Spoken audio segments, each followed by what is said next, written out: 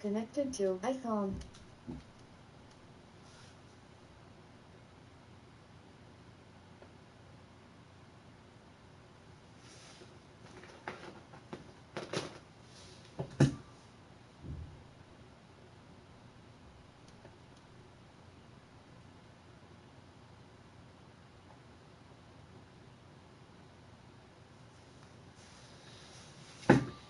Connected to iPhone.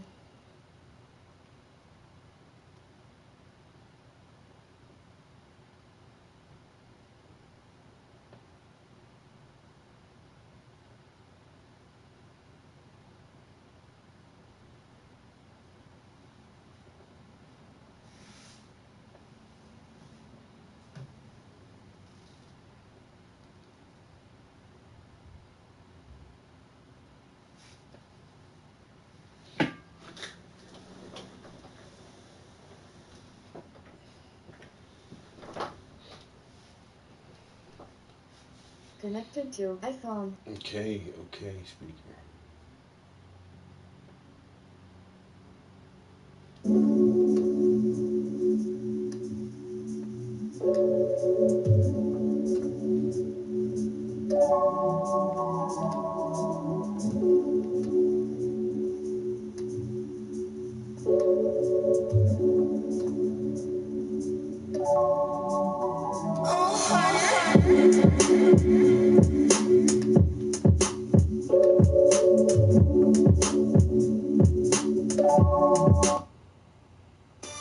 It's Raymour and Flanigan's 65th anniversary sale. Raymour and Flanigan. Eminem and Joe Budden have had a pretty long history, going back to 2011 when Eminem signed the rap group Slaughterhouse to Shady Records. But the run for Slaughterhouse didn't last long. As the group fell apart, Joe Budden carved a path for himself as a media personality with his podcast and the show Everyday Struggle. It was actually on Everyday Struggle that we saw Joe call Eminem's album Revival garbage, leading to the diss from Eminem on his recent album Kamikaze. Well, today Joe Budden responded to Eminem on his podcast, dedicating a good hour and a half talking about Eminem. I've actually watched this hour and a half segment twice, and I've taken some notes on everything Joe said about him, and Jesus Christ, did he say a lot. So we're going to break down some of the more key points Joe made throughout this podcast, but there's also a video that I want to talk about that really shows the real reason Joe Budden hates Eminem. And if you guys enjoyed the video, hit that subscribe button, man. I'd appreciate it. But anyways, let's go ahead and get into it. Alright, so one of the first points that Joe Budden talks about in this podcast is that he feels like Eminem is still trying to prove that he is the GOAT. Now, the whole conversation got brought up because Mal said that it feels like Eminem is still trying to prove himself, and Joe thinks that Eminem is just insecure. Joe said that if Eminem viewed himself how the culture views him, he wouldn't still be trying to prove he can rap at this point in his career. He said that you can tell Jay-Z is not trying to prove to anyone that he can rap. Man, fuck all that, man. You off that? Just that quickly? yo, I hear y'all, but yo, fuck all that shit y'all talking about. What's on your mind, Joe? No, I mean, I don't think there's anything to really get to this week. it was. There's not much happening. It was a slow week. It wasn't slow in my mind at all. It was a slow week. My mind was racing away. Yeah, I was kind of looking for some things that we can talk about, and I couldn't really come up with nothing. I got something. Okay. I got a few. Well, let's hear it. Well, It's funny you say that. funny you should mention it, Maul. Just over the weekend on my birthday. No, we gotta talk about all the great music that's been released. Great. Okay. All right, What so was you know great? what? Let me tell you. Put me on. All right, let me start. We'll just start with like story time, right? So let me play some music. Hold up.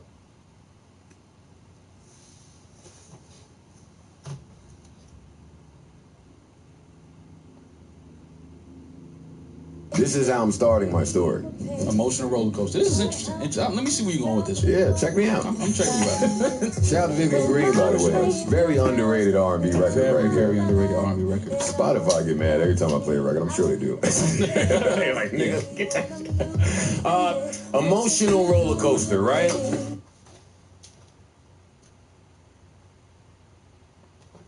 All right. Give her a string. Let me yeah, word. All right, Give her half a cent. so Friday was my birthday.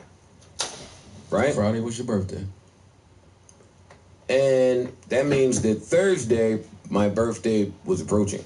That is a fact. Did you turn up on Friday or Thursday? Friday. My plan was always to turn up on Friday, right? So Thursday, in the great words of Rory and Cardi, was regular schmegula still. Like, I went to bed. I went to bed at a fairly decent time, the way I normally go to bed at a fairly decent time. I went to sleep around 8. What? 8, Might have Instagrammed your plate. get some Z's. Right. Now the chef is on vacation. He out in Vegas, Insta snapping it up with his friends. No wonder your pops. I'm had to make the home, burgers starving. yesterday. Yeah, this shit is fucked up in my crib, man. So I went to sleep, and because I was trying to, get some energy, because I was gonna have a wild birthday in my head anyway. And I woke up around 3. I woke up around 3 a.m., so it was my birthday. Actually, let me not lie. My plan was to have a very chill, low-key birthday. I didn't want to see anybody. Sin was planning a real big surprise shindig. Yeah. I had to repeatedly let her know, listen, I don't want to see anybody, I don't want to go anywhere, and I don't really want to do anything. So that was the thing. That doesn't leave a lot of options. Yeah, I mean, so that was a real thing. Listen, the schedule is getting kind of packed. I hate to sound like that. Y'all know what time it is. Yeah. We about to be real busy. So any day where you could just rest, Yeah. I'm trying to rest. Needed. But you didn't rest on your birthday. I did actually. Well, I did. Friday you didn't rest. Friday night, like 12:30, Saturday morning. But anyway, so listen, so I get to my phone at 3 a.m. and I have 777 mentions. That's a scary number. I'd be terrified when I have a lot of mentions and I haven't tweeted anything. Oh my, and I was low. I ain't tweet nothing. I'll be scared when I see 20 mentions. Yeah. 'Cause I don't tweet like that. So So that's what I saw. So my heart started beating fast, right? But then I remembered it was my birthday. right. So you thought everybody was just wishing you happy birthday. So Oh man. so I What a bummer. Oh. so I feel bad immediately now. get in my head and because I didn't want to be receive love. I didn't want to be. No, I was angry. Okay. You didn't want. I didn't want to be bothered on my birthday, and I didn't want to talk to anybody. So I damn sure don't want to read 800 messages from niggas. Right. So that's what I'm saying as I hit the double tap to scroll up in my head. Mm-hmm. I'm like, come on, man. Y'all, I know y'all, come on, y'all, just chill. Right. And then it got to the top. That's on the roller coaster. I get it. I see where you're going. You're Now at the top of the roller Oh, coaster. man, it got to the top, and it just stood there for a little bit like Kingdom Come. Yeah. You got your hands in the air at this point. Yo, I got to the top of this shit, and everybody was like, yo, it's a new M joint. And he getting at yo. Mm-hmm. And I scrolled down a little more. That's what the first 50 tweets said. Yeah. And I said, oh shit, there might be some truth to this. Mm-hmm. This might be like the real deal. Right. This is happening. As I continued to read, you guys, that's what all of them said. Further down, they started quoting the line. That's when the quotes start happening. Yeah. After that, somewhere around the 300 mark, Yeah. they started saying, oh, he's in his bag. Then it was that. Yeah. I'm just giving y'all rapper lyric thinking. Like, the fans are hyping. The fans that make you think some shit is crazy. Yeah. Yeah. They were. The fans, I was a little, That he got you the fuck. oh, yeah. I was like, Yeah, because I got some of the mentions and I was like, wait, no, this ain't true. it was, yeah. And then I went and saw it was true, and I'll let you And continue. continued on with your So, Yeah. same. So I went and I checked the iTunes. No, they the ops. I went and I checked the credits and I went to the song and my name was there. And then I stopped listening to the song because my name was there, right? Right. Because that's none of your business. And then I just started rapping in my head. Let me be honest. Immediately. Okay. Drop of a dime. Just started rapping. And with that, you are now about to drop the exclusive disc record. Hit play. Yesterday, I told myself I was gonna be. Then I remembered I was retired. Okay. Then I remembered I was retired. You got a little Then I ahead remember, of yourself. yeah. 'Cause I know how you Yeah, come on, yeah. start running through the house. It was, yeah. Me in Brooklyn and doing the it. yard Me in somewhere. Brooklyn just running around the kitchen island, jogging, slap box in the air. And then you had to remember, I'm retired. Throw a roundhouse in there every now and then, the uppercut. That's the only time that a nigga show you the uppercut in Arsenal with the slap boxing. That nigga never throws that in a real Never fight. in a real fight. Never. That's the one to sleep you too. But that's a risky one. Yeah. Oh yeah, 'cause you leave get yourself slept. You get exposed. slept if you You leave can't. yourself Bad exposed. Don't miss. Yeah. Don't miss the uppercut. Yeah. Where was I going with that uppercut? How did we get on uppercut? You was running around after you heard. Oh yeah. All right, so then I remembered I was retired, Right. and then I went back to sleep. I went to cuddle with my girl. Then fuck this shit. Right.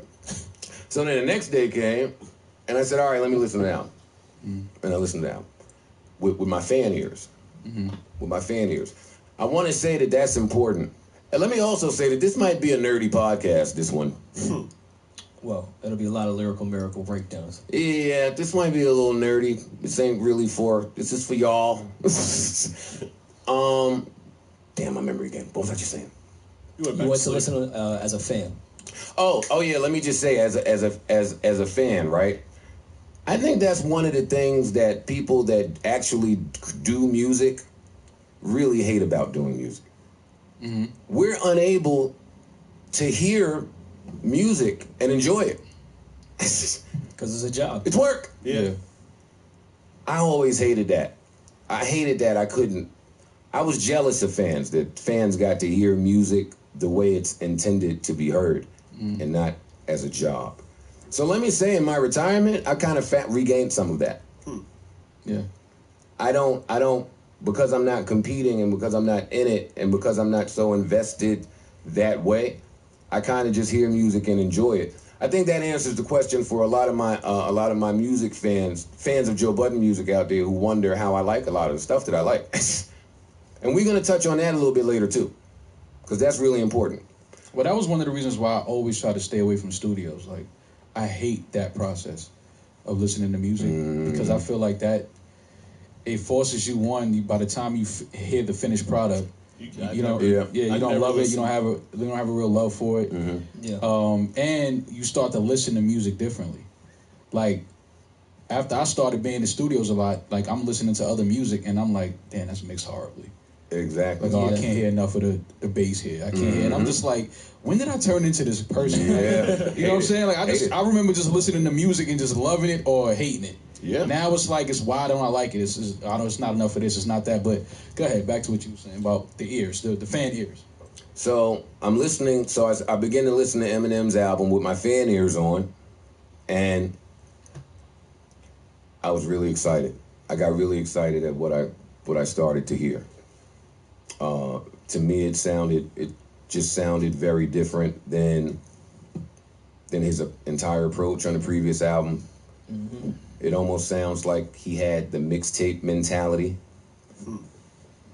Anybody can get it. No label, no single. I'm tearing niggas up. This is what I'm here to do.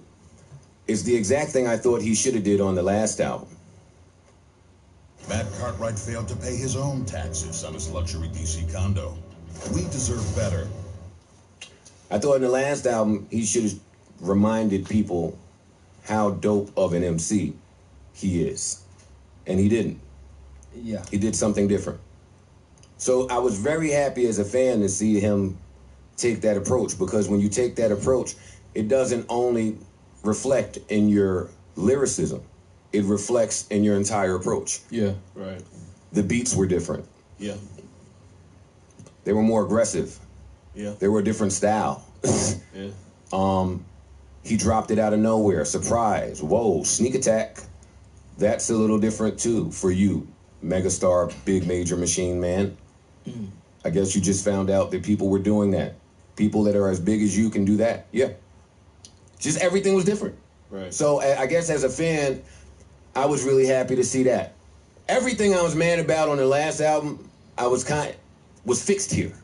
It felt like he wanted somehow. He wanted to make this album, because I'd said with the previous one, M was at a point in his career that he doesn't have to do the poppy shit to stay relevant. Well, that's what we thought, and then he attempted to do it. Yeah, That's why I was so mad at the last album. He didn't need to get the 7 white chicks to sing the hooks and do all the poppy Yeah. shit. Yeah, This why sounded is like the Pink on the album? Exactly, yeah. Like, it felt like he was listening to fucking Redman on his way to the studio for this shit. Well, with this album, I learned some things about Eminem.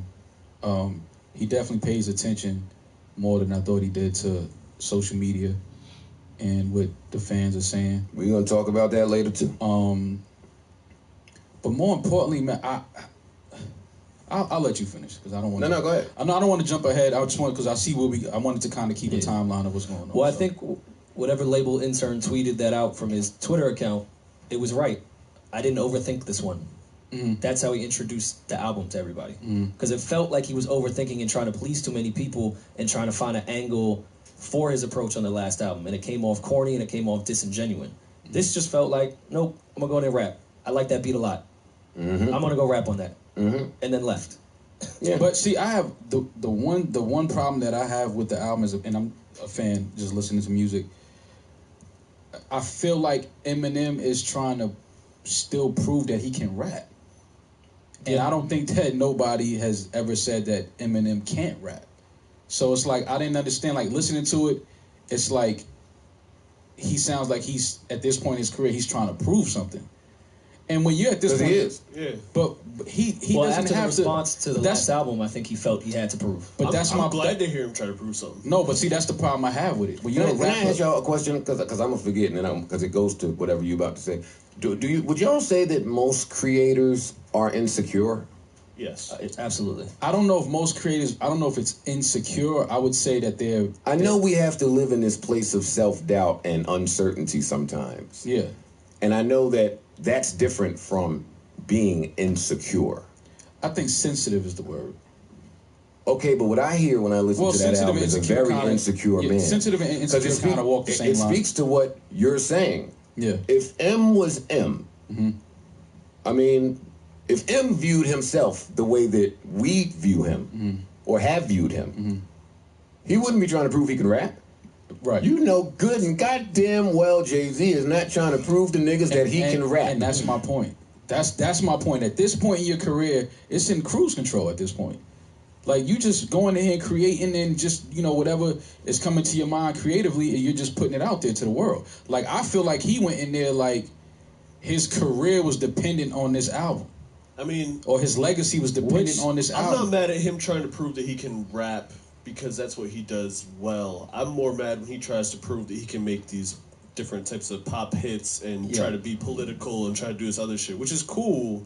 But I think that when a great creator is just trying to prove I'm really good at what I do and I'm going to show you again and again and again, that leads to more longevity than let me try to show you that I can do this shit too. That's the Try to do wrong this shit approach, too. though. I think when you're a creative, you have to live in the moment. Like, creativity comes to you. It's just something that you can't force creativity. You have to live, you have to experience, and you have to draw creative energy from whatever it is that you're experiencing and that you're living. That's my thought. I agree. Like, when you start to force creativity, I agree. you feel it. It's But I like, think yo, that- you don't really feel like that. Yes, I agree. You don't really feel like that. I love where you're going. You know what I'm saying? It's like you don't feel like that. I know you don't feel like that getting because I can feel excited. that that's something that you just Relax. somebody heard or you heard somebody say that and now you, but that ain't real. When you're a creative, it's like you just drawing inspiration from just life. I agree with you. But I think that when you're trying to force the creativity into something like, all these kids are rapping on this type of music now. Let me show that I can do that. That's the shit that fucks them that's up. where you go When you're wrong. just an Yeah, excellent rapper, That's like, let me where just you rap on that's some where shit. you fuck up. Crazy. Steph Curry can't try to dunk on everybody next season. That's not what you do. Exactly. That's not your game. Listen, But I let's do think Oh, go ahead. that trying to prove that you could rap better than everyone, I think that's where M's second half of his discography, he's been doing that, and it's sacrificed the replay value. Marshall Mathers LP, of course he was rapping his ass off, but he was making songs and structures that fit him, and it had a replay value. I think like with the Rap God shit, I listened to it once, I thought it was fucking amazing. I'm not gonna go back and listen to that. Yeah, for sure. This M album, I liked it, and it proved that he could rap better than everyone in the fucking world. I don't know how much I'm running back. This to last listen to. album? Yeah. I don't know if it proves that. And I'm with Maul. All of y'all stop right there. I wanna continue to big him up. Oh no, no doubt. I want to continue to Joe always wants to start with love. We've heard the verses. Yeah. They never end with love. But I want to finish the love first. Back to him correcting all of the things that a lot of us hated on the last project. Just a friend of mine. I really hated that Royce was not on the last album. Yeah. Boy, was I angry. I get angry for other people that I love a lot, and I just felt like he should have been there, even if he didn't feel that way. So it was great to see Royce's name. It was great to see Joyner Lucas's name. Yeah. That meant a lot. That meant that you've heard Joyner Lucas. That means that you've been outside. And understand your It influence. means you've been on the internet. Very telling. We'll get to why all of that's telling later. So I was really happy to see that. What else was I happy about on this album? I was happy at the beat selection for the most part. Yeah. Production. Outside of the few, what Parks was saying, the Drake beats. So that was definitely a step up newer from the Kid last beats, album. They were great. Yeah. And I was really happy about some of the concepts. Yeah. Some of the concepts, I felt like introspective M has been dead for a little while now. Outside of you giving us the very formulaic Yeah, that's what I was emo gonna say. first single, Yeah, it's nice that where he got you away from the lean on some sentimental shit. It's nice that he got away from the Bon Jovi beat with the white girl singing the chorus. Yeah. We That's There been was his go-to for a while. 7 of Yeah. them on the last album. Yeah, Yeah. it's true. It's true what you guys are saying. That motherfucker, I love the way you lie worked, and M said, well, doing this for the rest of my career. Skylar Greyjoy is what said it. Oh, yeah, it was a Skylar Grey. Yeah, that's right. I mean, he's done it with all of them. He's done it with a lot of them. See, I think that's what I walked away with when I had my fan ears on listening to the Eminem album. I was really, really, really, really, really happy about the change of pace. The change of pace, the change of imagery, the change of direction. I was really happy about all of those things. What do you think about the cover when you speak about imagery with the Beastie Boys nod? I'm over Eminem's infatuation with the Beastie Boys. I am. I've been over that for quite some time. I love the Beastie Boys too, so I feel it, but Me, I understand what me you're too. I thought it was good. I mean, Me with too. the kamikaze shit, I thought it was a good play. yeah. I like the cover. Not Revival. What was the album before Revival? One of them albums, that whole rollout Yeah, he had the was the Beastie Boy video. Jack with the Beastie Boy video. Rick Rubin produced when you it. changed Yeah, your yeah. hair and you and Rick Rubin was together. Oh, the old Shady is coming back. It's blonde now. That whole thing you were doing that somebody said was cool. It wasn't cool. It wasn't cool at all. And I'm not the gatekeeper for cool, but that Me was neither. I'm not cool. Yeah, that either, wasn't cool. But that wasn't cool. I know when some shit ain't cool. I mean, yeah, that's a fact. Yeah, I mean, can be the Eminem- gatekeeper for uncool. We know, and I don't mean this in a bad way, because I think I am one as well. He's a rap nerd. So he loves that shit, and Beastie Boys are what he grew up on.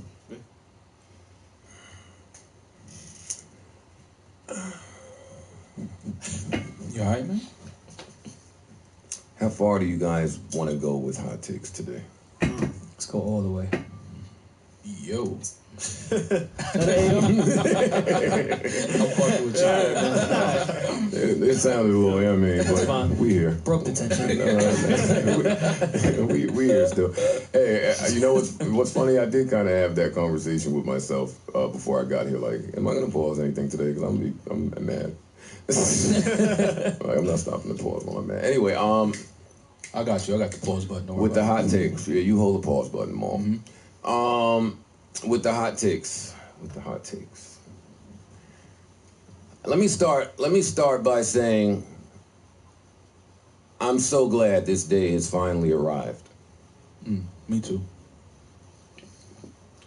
Felt long overdue. Man, this has been building up. Because for a while you long- say, Rory, that Man. M is a rap, I'm a rap nerd. No, that's why I said I consider myself and one me too. and me too. I think we all love And, it. and me too. It wasn't a diss or a slight. Rap nerds. I consider Slaughterhouse to be rap nerds as well. Right. Absolutely. And rap nerds speak rap nerd language. Boy, am I glad this day is finally here. Because it allows us to be truthful finally. Boy, I love when the gloves come off. I love when we can stop dancing around respect. Because I was taught this industry is built off of relationships. So let me start by saying, early in my career, I dug myself in a big hole, having to learn that one. Got to be careful about the holes you dig yourself in. You never know when you'll need your reputation and credibility later. Right. I want to say that we're going to be very honest today. Very truthful. Really. And understand that this is not coming from a place of At all. anger, a place of hate, At all. a place of At all. disrespect. Not at all. Right. And let me say, I haven't spoken to Maul or Rory about anything I'm about to say at all, or parts. No. I like when we do podcasts like that. Yeah. But I mean, this has been a convo behind the scenes for a long time. So let's get to the shits, right? You're now listening to A-Loud Music.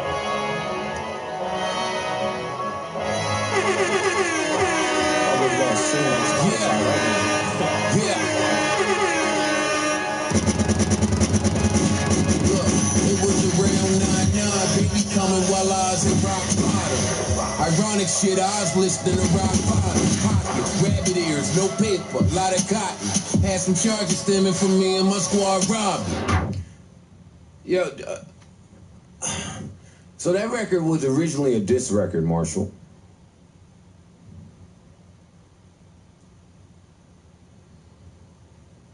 In classic Joe Budden diss record fashion, I was starting with love. The therapist always says, you have to start with love.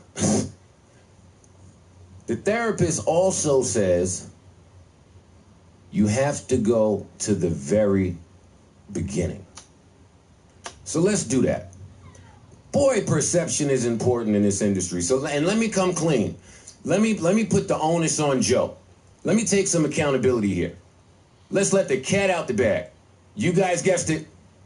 I take full responsibility for the demise of Slaughterhouse. Thank you. Full. I want it. I want to own that shit. Yes.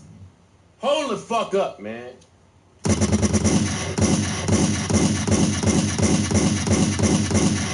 You fucking right. Let's talk about it. So let's go back to the beginning first, though. This record was a diss record, right? And we're going to go further back, but I had to be talked off of the ledge. You know, that would have looked ugly. You know how nasty that would have looked back then? Definitely to come out and diss your that. boss that you're signed to come out and just start being honest. Though if I were to pick a rapper that would do it, True. it would be Joe Yeah, Budden. but you can't pick a fight with the biggest rapper in the world. Drake was arguably that when you started. Yo, on that listen, path. me and Drake are a lot closer than me and him. Let's be very I know clear. that, yeah, Let's be I know very clear. Let's be very clear this podcast. Me and Aubrey are a lot closer than me and him. Interpret it how you may. Right? So, I was talked off the ledge. That would have been real bad. It would have just been bad business. Bad business. Bad business. And bad business was already plaguing shit, right? So, that record didn't start like that. Let's go to the beginning. Let's break this down from the beginning. In my brain, and this is only my brain, y'all know I'm a little weird and obsessive in how I view things. So let's start at the beginning. The beginning is, perception. That's what I was on. Perception's important. I take full responsibility for the demise of the group because, now that we can finally talk about it, my perception of M was just very different. It's always been just very different. And their perception of me was always very different. I've never been on, y'all already know how Joe give it up. I'm that major label dude. So let's be clear. When you sign to Shady Records, you sign there with hope.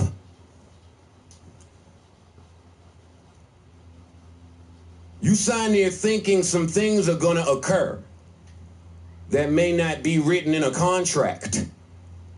The contract is never gonna say, hey, the biggest rap star in the world will do A, B, and C to help your likeness and your visibility and your brand. So that's the hope you go into these things with. Y'all follow me so far? Yeah. On board. Very early in the process, paranoid, trust issue Joe Man, because that's who I've been my whole career. Y'all know I got issues. Y'all know I'm a little nuts. And I've had label drama, and I thought my brothers did as well. I started to see some things that were just very telling, very early on.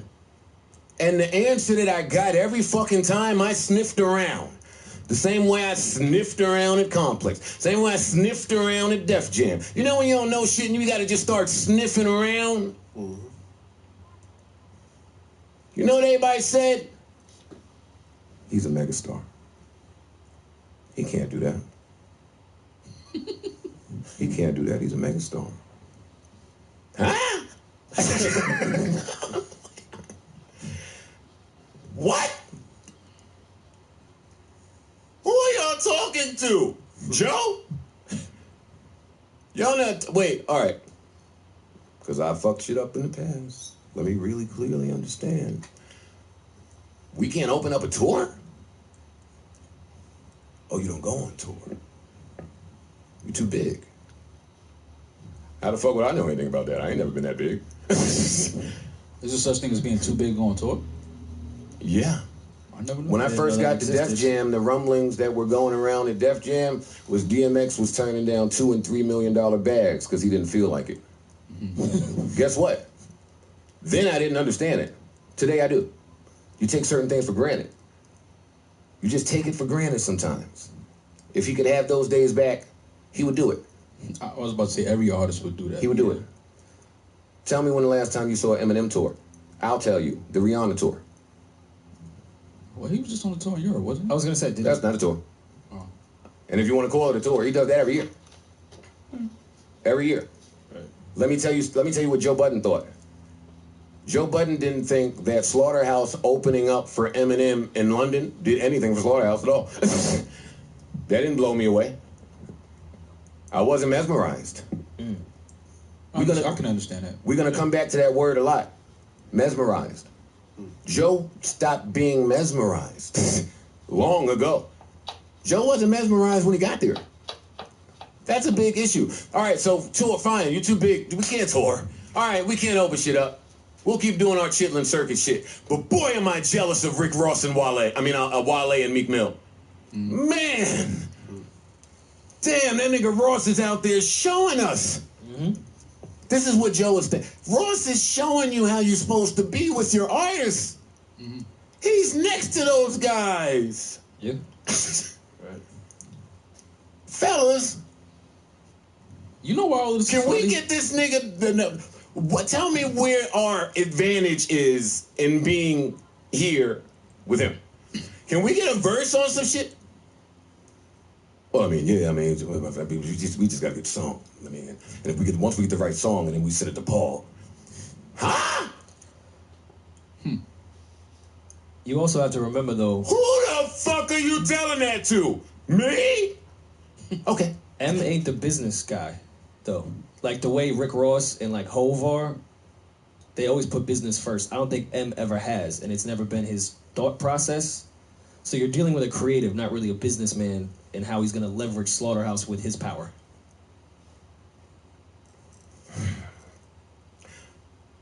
I guess people had to learn that. Yeah. Rory. That's what I guess. You're right. Mm. But you have to learn that sometimes. All right, so cool. We can't get in verse. Let's go record the album. Record the album. The four of us. Great music, great times. Always great times when it's just the four of us. In Joe's brain. All of this is Joe's brain. Boy, it's a lot of fun when it's just us. Better music. We love it. Yeah. We love it. Hey, every Slaughterhouse mixtape, On the House, what was the other one? There was another one. House Rules. That was all us. First album. First album, All Us. Yeah. All Us. All great music. Oh, first mixtape before Shady. All Us. Right. All Us. It was us. Boy, we're good. Royce is great. Royce is amazing in that studio. He's great. Great sessions. Everybody kind of knew their role. Right? All right, great. We can't get in verse. That's fine. That's fine. Okay, we'll make it happen. I think for me, I got a little lost, and that's why that Tiana topic a few weeks back was real big for me when she was talking about she did an album and then gave it to Kanye, and then it was a different album when it came out. That was real big for me because Shady Records was the very first time that I had experienced that in my career. I had always been in control of my music. And the final result of it, the outcome, when we did all the music, we couldn't hold it. We had to send it somewhere. And then by the time it came back, it was different. Yeah. It wasn't the same. I mean, it sounded like a bunch of Eminem beats. But it wasn't. But it sounded like Right. it to me. Well, he I'm not saying that he did it, but ones that Well- would be for M. It's Well, I mean, it's even deeper. if that than weren't bad enough in Joe's brain, because let me keep reminding the listeners, all of this is Joe's brain and Joe's perspective. Other people can have their own, but this is my platform, so I'm going to tell you mine. If that weren't insult to injury enough, right? Because back then, you know, like I said with the Tiana topic, there's certain people that you just, I guess, they're so great that you have to trust. Right. Yeah. I want to keep reminding people what I've been up against. Self-awareness is important. I understand how powerful some people's light can be. It's blinding sometimes. But Joe, the reason why all of this is funny is because, you know, when Mike and everybody would call me and, you know, other guys the contingency boys because of things that we were saying behind the scenes amongst the group. But this is things that I was thinking. And I'm just like, why isn't this happening? Why isn't that happening? Why isn't... And everybody's answer was always like, it was like, that's the Wizard of Oz. You can't go see the wizard unless it's like, you know what I'm saying? And I'm just sitting there like, but little things will push this like further than y'all can imagine. Just little things. Yeah, man. So yes. everybody looking at us like, yeah, the contingency boys, and I'm like, but it's because we're sitting here looking at something, and it's like it's plain, it's clear as day. Little things here and there will move this whole movement further. But here we are in 2018. So we give him all the music, cool. It always came back saying we needed 5 more songs, a new direction. There's no singing, you know, all of the major label stuff that Joe Budden has hated his entire career. Yeah. And anytime we was on a page and I went in there and I said some shit, I was the only one saying stuff. I mean, I want to be clear in how I was viewed there. And let me also be very honest. That was a very shitty version of Joe Budden. So if there were ever a version of Joe Budden to be judged, it was that one. I just didn't really feel it was fair to be judged there the way that they were judging me because Eminem has been Eminem. Like, I grew up on Eminem too. Right. So you can't judge Joe. How can you judge Joe for taking pills? Like, how can you judge Joe for these allegations that are floating? If anybody gets it, you get it. Right. And let me say, it wasn't him. It wasn't him. But that was my thinking back then. So if that wasn't bad enough that you can't hold your own music, every time we had to go do 5 or 6 more songs, it was always Man Eminem beats. They were horrible. They were horrible fucking beats.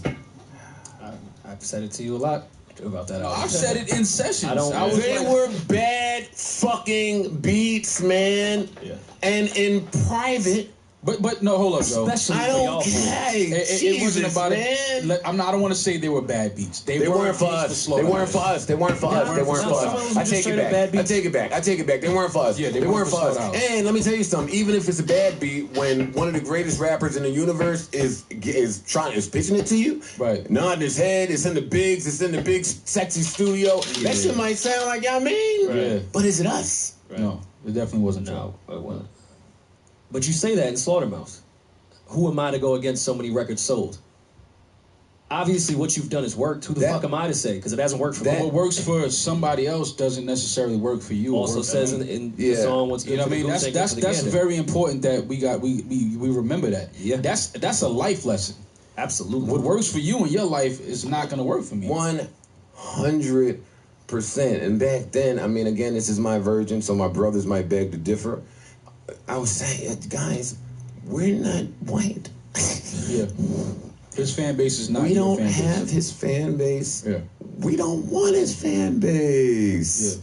That And ain't on top even- of that, y'all that also ain't- like grimy, Yeah. real rappers. Yo. Hammer Dance was y'all box. Yeah. Yo. But even As some far of the as ones sound. that he didn't produce, like the additional stuff he did on it, like Frat House, for instance, like all types of explosions. And Let me add some more context here. Let me add some more context here as to what I was up against. And again, this is just Joe Budden brain. Be very clear, Joel Ortiz got his start with Dre on Aftermath. right. That's important to note. Yeah. Be clear, Crook is a West Coast nigga to the death. Started with Suge. I don't need to paint the affiliations here for people. But for a group of bandits, a group of misfits, I'll be honest with you guys. Y'all didn't sound like it. Sometimes you gotta really, that's when you're at that crossroads of, nigga, you wanna risk it all? You wanna take the leap of faith? You wanna go for it? You wanna really go you wanna do this? You really wanna jump out there with it? You wanna go for the single? Wanna get radio? Is that who we are? What do we really want? Again, when you sign your record deal, ask yourself, what do you really want? I want respect. I didn't want money, and I didn't want fame. I wanted respect. I can't put words in my brother's mouths, but I was the only one with that stance. In my head. I could be totally wrong. In my head, that's just what it was. If that weren't the end of it, sometimes when the songs came back, verses were missing. It's 4 niggas in a group. You want an M verse, that's 5 niggas. All these niggas rap. This is before 8 and 12s really became the thing, and we had to try to figure shit out. Somebody's verse had to go. Imagine that competition in the studio racing to the booth. Yeah. It's nasty. It's nasty. It's nasty. It's nasty. I don't want a part of that. I don't want a part of that. But anyway, when the verses came back, it was normally Joe's verse cut. That gave a lot of information to Joe. Why do you think that is? Because Joe's the most popular member in the group. Do I need to tell you why you can't cut Joe's verse off certain songs? No, I'm asking why you think they were cut. That's what I'm asking. Oh, I don't know. It may not have been the best verse. I don't know. I can't speak to people. I can't speak for people. But most of the songs were like emo kind of songs. So that was telling. What it said to Joe was, you don't know shit about the group. You don't know shit about the group. You don't know shit about the 3 niggas. And I'm not talking about Royce. I'm talking about me, Crook, Joel, individually. You know nothing about us. Or if you did, you would never be able to make sense of taking Joe off of our emo intro that Joe had to fight for to even be there in the first place. Y'all cut that record. See, that's more shit. Joe got a real problem with other niggas being able to determine what goes and what doesn't go in Joe's fucking idea. Nigga, let's talk about it for a little bit. Know what Joe's gonna do every time you try to contaminate his idea? Guess, nigga. You fucking right. Exit. Exit stays left. When you know your value, take your value with you. Oh, y'all know what's going on? Then go make it go on. Go make it go on. Replace me. Do something. But my time here is over. I understand my brother's sentiment when they say maybe I should have told them that in a much clearer way. In my head, I was saying that every which way possible. Let's fast forward and remove myself, because my love for this hip-hop thing is a very selfless thing. So let's get back into the music. Let's be honest here. This is me with MC brain. Pause.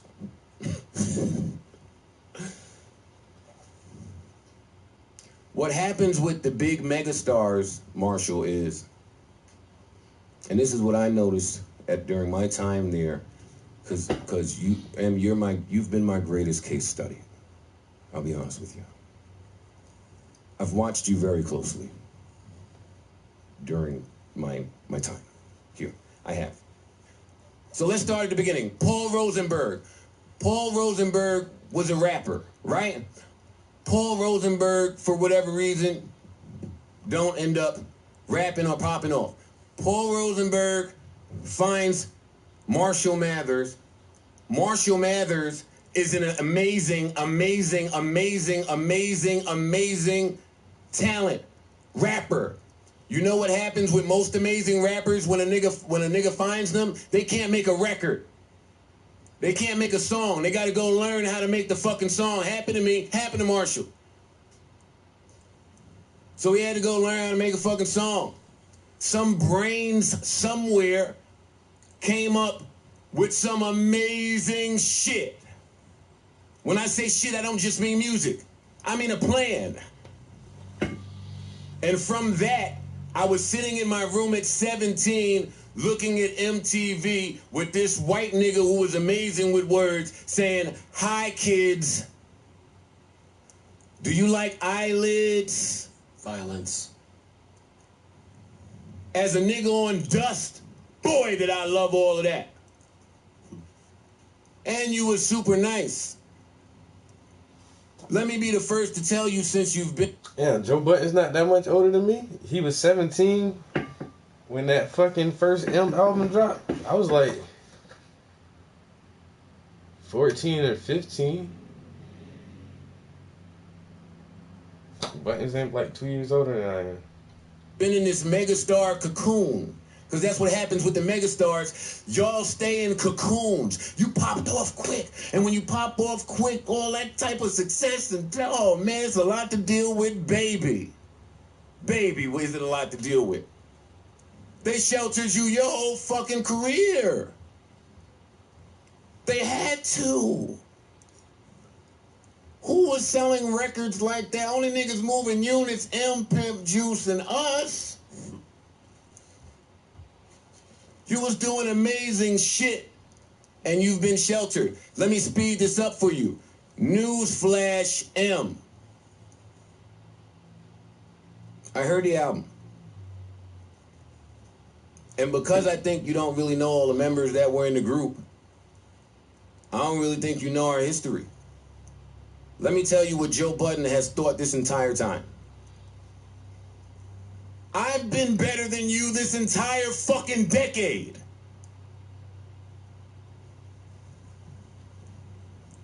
Huh? Can't say that back then. Can't say that back then. But in my rapper brain, I'm a content nigga. You gotta say something. You have not said anything for the better part of a whole fucking decade. That's true. You have rhymed a bunch of words. So, let me give you some love. Wow, I made that argument too. Like, if you can't tell that about M, then I don't know how you cannot see that. Like, that's all he does is rhyme words. But Button says I'm a content rapper. I probably couldn't beat you back in the day, but like for the past decade, you ain't been doing shit but rhyming words. Where the content? Where the substance? Where the meaning? Where the passion? Where the soul? Where the jewel dropping? The knowledge? The building? You ain't putting none of that shit in your fucking music at all. That's that whack shit. That's that hollow music. That's that bubblegum music. That's that radio. It's like whatever you want to call it. But I mostly try to fall away from all that just sound. All it is sound. I need something to listen to, and I can sit here and make sounds all fucking day that sound good. You know what I'm saying? Give me something to make me fucking think. Oh, he just Trump, and that shit was funny. You know what I'm saying? He dissing motherfuckers in a funny ass way. It's just weird as shit. Like, I ain't gonna lie, yo. I had M, like, keep saying, yo. I bought M first 3 albums, yo. And I was on that shit hard, yo. And he solidified himself just off his first 3 albums. We know you can rhyme, nigga. We know you can. We know you can rap. You can rap. You can rhyme. Good. All right. What the fuck have you been saying lately? Huh? Were you talking about dinosaurs, stegosauruses, and eating motherfuckers and all kind of shit, man? Is that some real shit you do?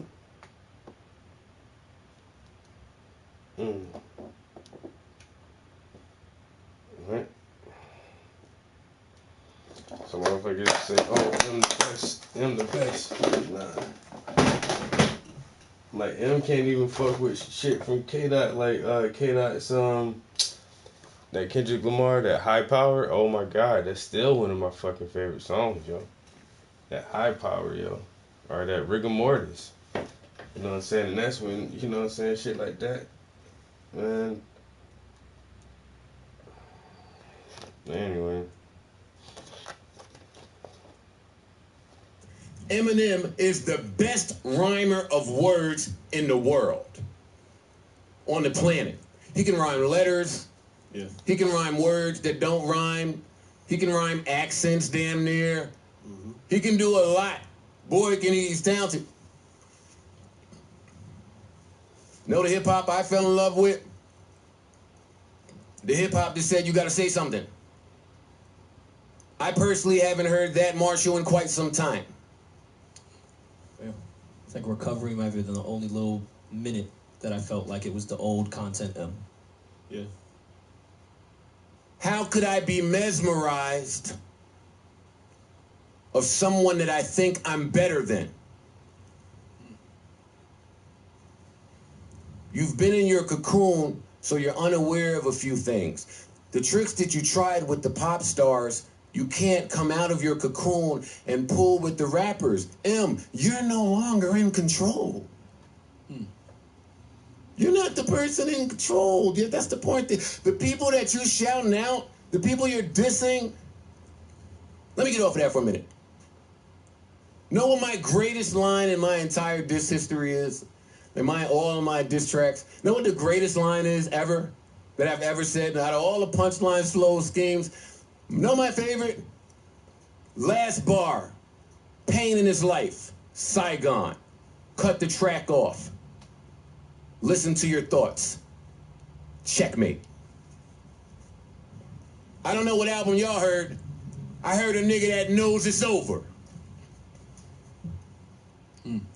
I heard a nigga that knows. I heard a nigga that's fully aware that he has not said shit for about a decade now. I see a nigga threatened by the other niggas in the game. I see a nigga still using the old trick. Fam, stop calling niggas name. Stop just throwing names out and thinking that that's gonna be a single because you said a bunch of names. You ain't said shit. Find another muse. Pull from somewhere else. You fucking superstar niggas been sheltered and bored. MGK is right. Y'all been slaves to your own fucking superstardom. You can't leave the house. It costs money for you to go out. You don't know shit about shit, M.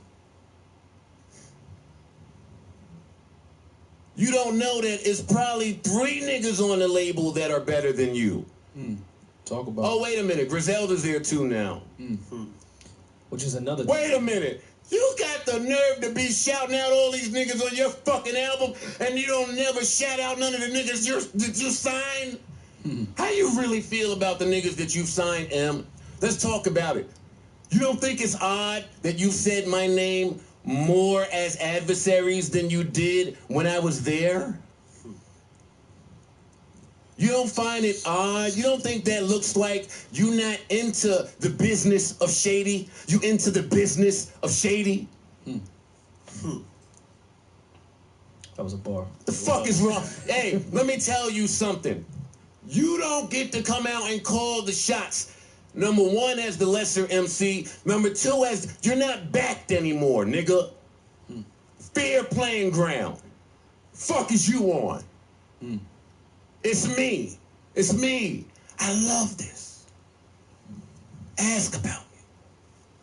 My dick get hard when it's the mere mention of rap beef. Pause. Ask your friends. You thought that a domestic violence bar would get Joe out the bed?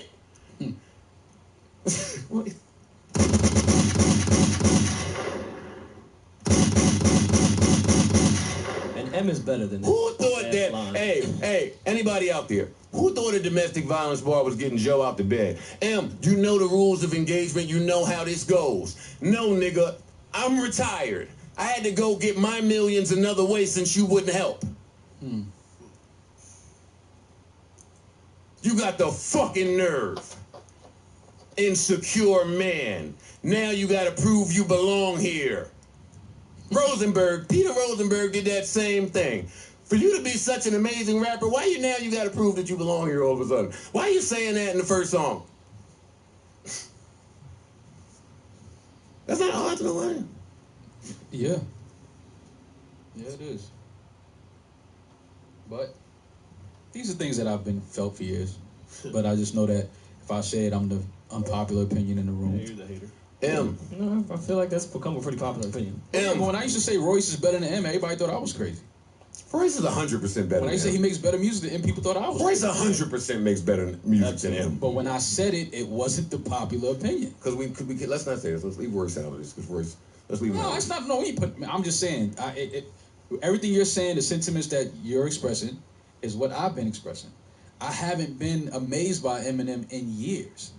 Them tricks that you doesn't take nothing away from his them legacy, tricks that but- you pull with the pop stars ain't gonna work with the rappers, especially the ones that's not mesmerized. You naming niggas that still mesmerized with you, and you still a little dated. You naming Hopkins. I mean, not Hopkins. Hobson. Hobson retired 7 times.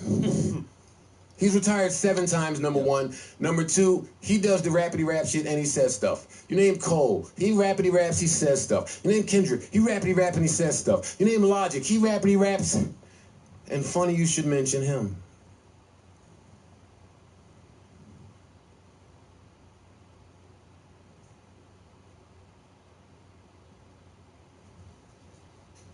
You want to really have some conversations about what adult Joe thinks you've brought to this game?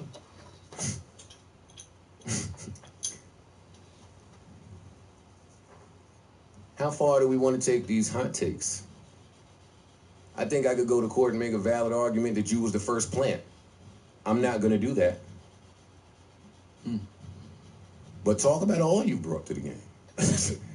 You brought a lot more niggas than that. And all of them ain't nice. I hear a nigga on that album. This is the first time you ever came out and said that you bodied Hov on Renegade. Why'd you say that? Y'all never asked yourself that? You know why. Blueprint came out in 2001. Yeah. It's 2018. Mm-hmm. M is coming out and telling us, and that was a punchline, by the way. I got everybody waiting like the feature that everybody said I got the better on. Y'all know what I'm talking about. Whatever that line was. M, Sounded like a newsflash. impression. You're not in the same ballpark as Hov. I was always that guy too in Slaughterhouse. I'm a Hov guy. I'm a Hov guy. I'm biased, but I Sorry. never thought that M killed him on Renegade. Same. I think Nas just said that, and then people agreed. That's what usually happens. I think M got him. But I mean, I also don't think that proves you the better MC. I think they both had amazing performances, talking about 2 different perspectives of a white person and a black Well, let's person. not even change where we're going. Let's keep it on. But why did he say that? Right. Wow.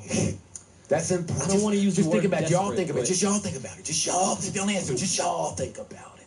I'm just giving y'all where I'm at with it. Also, that line about me, the domestic violence shit coming from you is just like, it's just a little. It's a little. Yeah, it's a weird messenger. One, it's just a trash bar and diss for a really good rapper. M could do a better diss to you than that.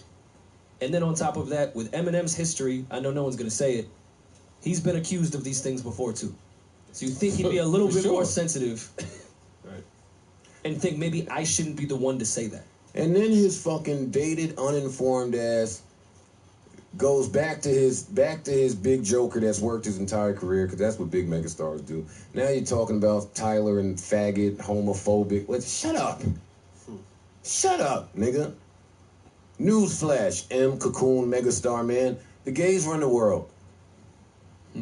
The gays run the world. They're not reacting like they did when you had TRL on Smash. Sorry, man. It's a different time. It's a different time. I was always saying that when I was confused as to why you never were aware of anything that was on the internet. I always think the niggas that ain't on the internet gonna get left behind. Yeah, absolutely. So let me get back to my emotional roller coaster. Because at some point, MC Brain came back and had to weigh some things. Because I have nothing to gain by rap. Ever. I'm done there. And I heard a lot of people saying, yo, you gotta get up for M, yo. It was M Center. But y'all don't know I've been feeling like this for a long time. So that don't really do it for me either. And he's desperate. Not yo. No. First song, he comes out and lets everybody know that he's a big megastar, and him even saying somebody's name gets them a whole lot of press and exposure. That's very telling too. It's telling that you know that, yet you spent your entire album calling names. It's telling that it sounds like you didn't have anything to rap about at all until Joe's honest critique.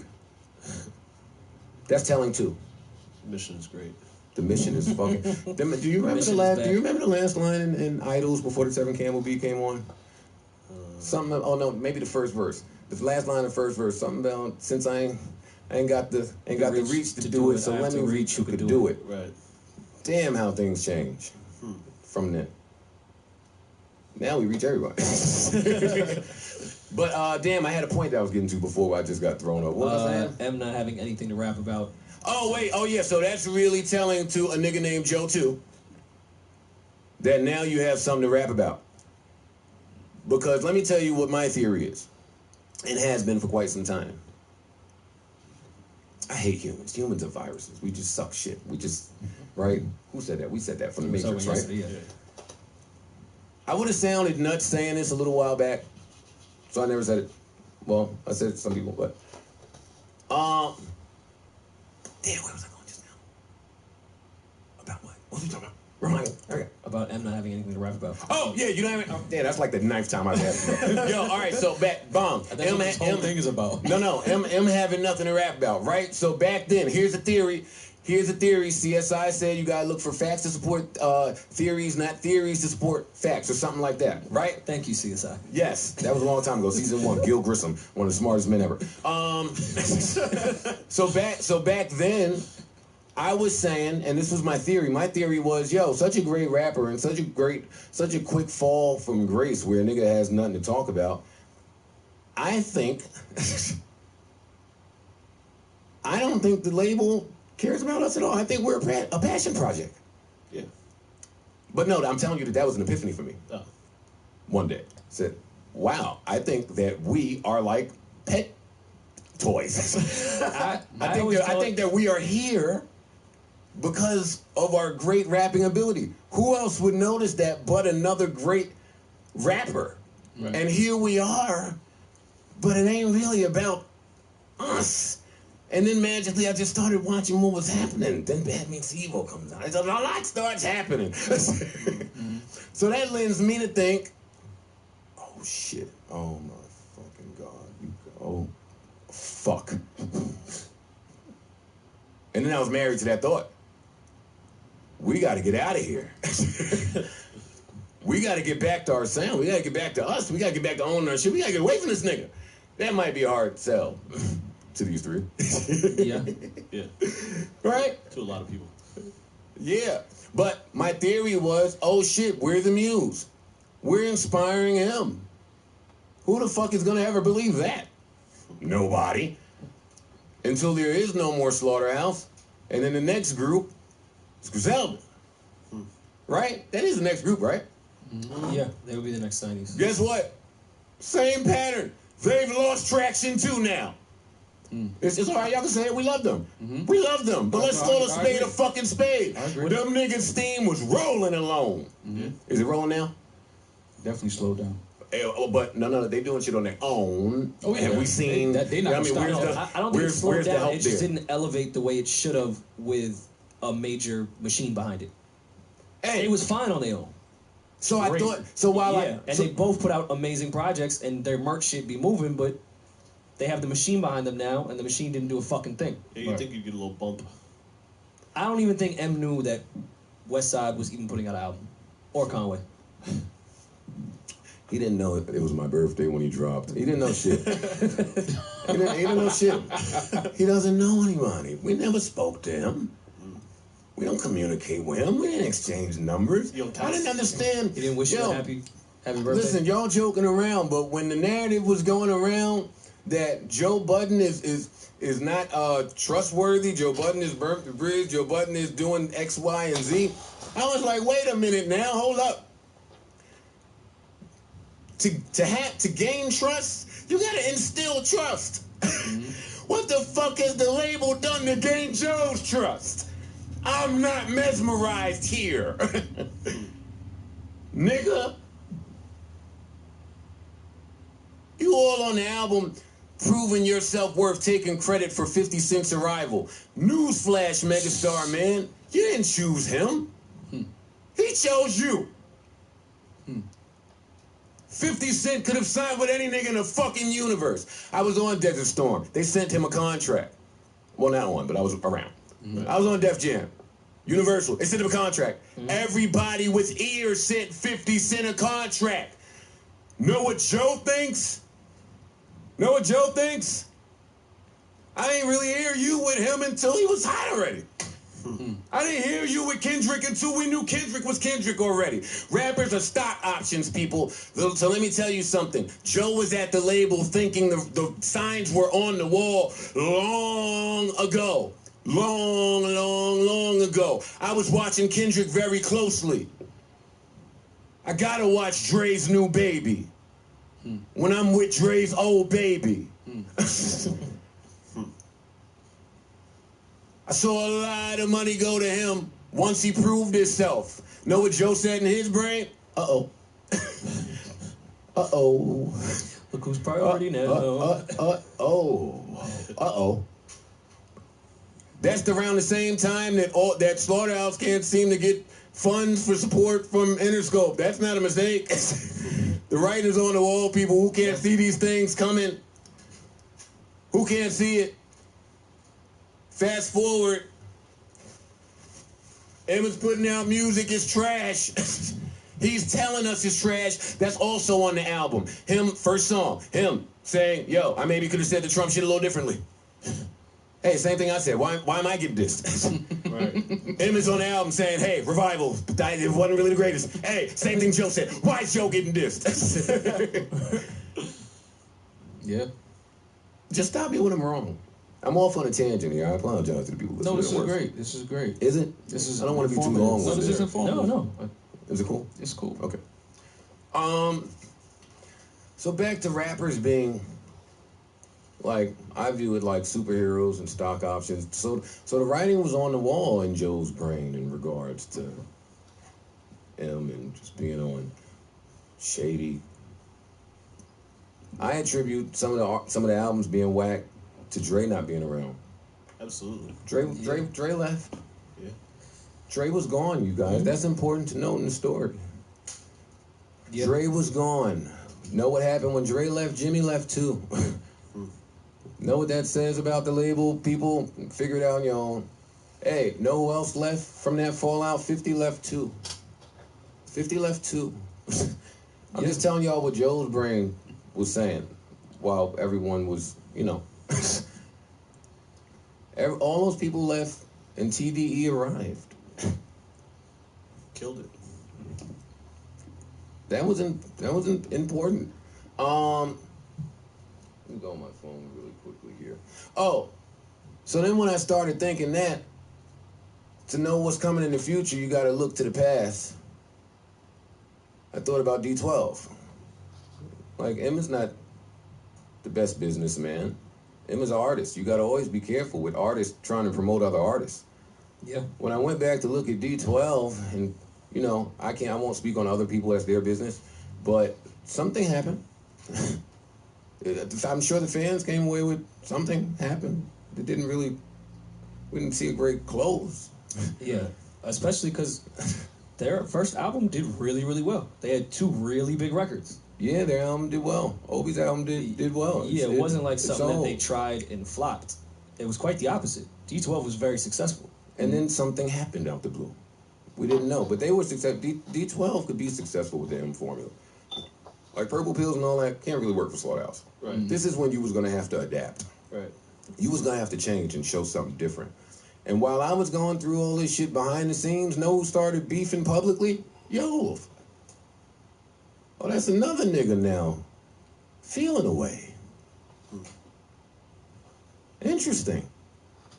I started to feel like him is just coming and taking what he needs and going and doing what he needed to do. I can't prove that.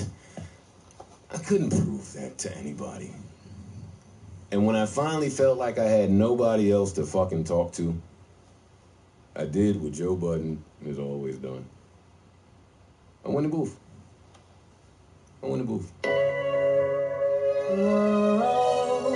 This song came out what year? 14 maybe? Wait, no, this was before, so this is probably 12.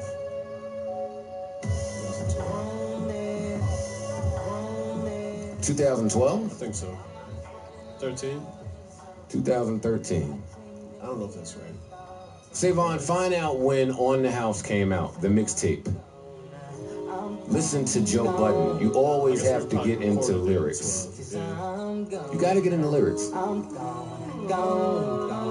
Listen to this verse. Thought we were defying the odds. I thought that we weathered the storm. I thought that we traveled the same road. I thought that we'd never conform. Thought we were defying the odds. I thought we weathered the storm. Do y'all know what that even means? Yeah. There's a bunch of Joe Budden verses out there that are solely focused on the love I have for my brothers and my brothers only. There's a reason for that. There's a reason that I'm only ever talking about my brothers and those gentlemen. It's important to highlight because whatever tension exists between me and my brothers solely exists because how all of us view him. I just thought that the group could do better without him. I thought that we were better than him. I thought we didn't need him. And I thought that we could get paid from a very powerful brand that we created as an indie festival monster, not really as a major label hit-making factory. Right. See, being Eminem works great for Eminem. Right. Just not so much for us. Don't tell me you bastards tricked me. Don't tell me that I was just wrong. Cause now I'm asking it gets to me whenever we about to perform. That's a nigga crying for help, ladies and gentlemen. I'm talking to the rappity rap nerdy people. That's a nigga that is exhausted and has tried every other outlet. That's a nigga that has seen a wall at every turn. Don't tell me that we're conforming now. I'm at the last leg of my career. Managers can manage at 70. Rappers can't. Yeah. Rappers can't rap at 70. So if there's some shit to be fixed, Joe Budden thinking he should fix it now, my nigga, because I'm on my way out. Like, I was clear. I was very aware I was on my way out. I wasn't holding on. I wasn't having fun. That's not fun. Though we was about to heat up, it's taking a while to get warm. Whoa, M, that's to you, my brother. I thought we was about to heat up. It's taking a little while. How can that be with the biggest rap star in the world? You can't make it make sense to me. I'm not gonna continue here, but you just couldn't make it make sense to me. Let me give you the last part of my emotional roller coaster and the crossroads that I was at eventually in my head. That shit you spit toward me was trash. And I'm not getting out of my bed to respond to that. Just like I don't think anybody else should have got out of their bed to respond to your ass either. They should have just left you bored and mad like MGK said. Because what happens is, M, if you were paying any attention to your group, the irony is you're faced with now all the same things that we were faced with back then, which is how do we transition as the rappity rap guys? in a new climate. We had songs coming at everybody. You said don't put them out. Or Paul? Funny you're doing all of those same things now. As another rapidy rapper, let me tell you some more shit. What happened was rap was born in New York, and it started out as the metric to being nice, the metric for being nice as an MC was how nice you are as an MC, right? What happened was the other creators that weren't so nice at MCing, you know what they did? They created. Right. You know what was birthed from that? All of these kids. Yeah, they couldn't rap like us, but we couldn't melody like them. We couldn't vibe like them. They changed structure. They changed sound. They changed everything in music while you and Nicki and all the other superstars were busy being superstars. Y'all had the rug was pulled from under you guys. Y'all had no idea that the things that made y'all a superstar were no longer working. Because these kids who maybe couldn't rap the greatest created some shit. Hey, when I had to